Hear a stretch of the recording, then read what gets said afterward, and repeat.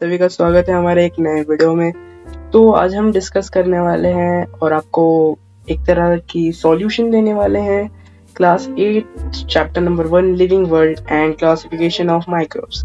तो इसमें मैं आपको पूरे एक्सरसाइज का सॉल्यूशन दे दूंगा, तो आप वीडियो को पॉज कर करके स्क्रीनशॉट लेते जाओ और नोट्स बनाओ। और बच्चों, हमारे चैनल को सब्सक्राइब करो ताकि आपको और भी नोट्स मिल सके। और हाँ, इसका जो सॉल्यूशन है ये फर्स्ट पेज पे है आपके टेक्स्ट बुक पे, तो आप वहां से नोट कर लें। एंड आप कमेंट भी करना, अगर आपको किसी चैप्टर के नोट्स चाहिए तो हम अवेलेबल कर देंगे।